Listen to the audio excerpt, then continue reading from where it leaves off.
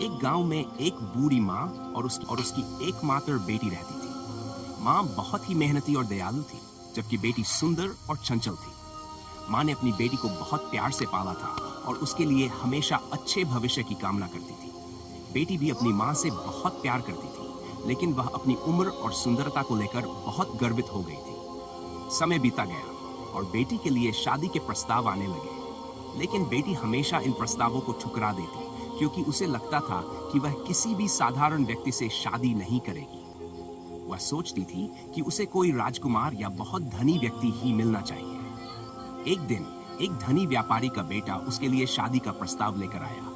वह व्यक्ति बहुत सुंदर और धनवान था, लेकिन उसका स्वभाव अच्छा नहीं था। बेटी ने उस प्रस्ताव को तुरंत स्वीकार कर लिया, क्योंकि उसे उसके धन और सुंदरता ने आकर्षित कर दिया था। माँ ने बेटी को समझाने की कोशिश की कि व्यक्ति का चरित्र और स्वभाव धन दौलत से ज्यादा महत्वपूर्ण होता है, लेकिन बेटी ने माँ की बातों को नजरअंदाज कर दिया। शादी के बाद बेटी अपने ससुराल चली गई। कुछ समय बाद उसे पता चला कि उसका पति केवल धन और अपनी इच्छाओं में ही लीन रहता है।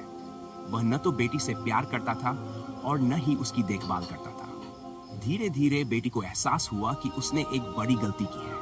वह माँ की बातों को अनसुना करके गलत निर्णय ले चुकी थी। जब बेटी की स्थिति और खराब हो गई तो वह अपने ससुराल से भागकर अपनी माँ के पास वापस आ गई। माँ ने अपनी बेटी को गले से लगा लिया और उसे सांत्वना दी। बेटी ने माँ से माफी मांगी और कहा, माँ, आपने सही कहा था कि व्यक्ति का स्वभाव और चरित्र ही सबसे महत्वपूर्ण होता है। मैंने अपनी मूर्खता में यह समझने में देर कर दी। माँ ने मुस्कुराते हुए कहा, बेटी, जीवन में गलतियां होती हैं, लेकिन अगर हम उनसे सीख लें तो हम आगे बढ़ सकते हैं।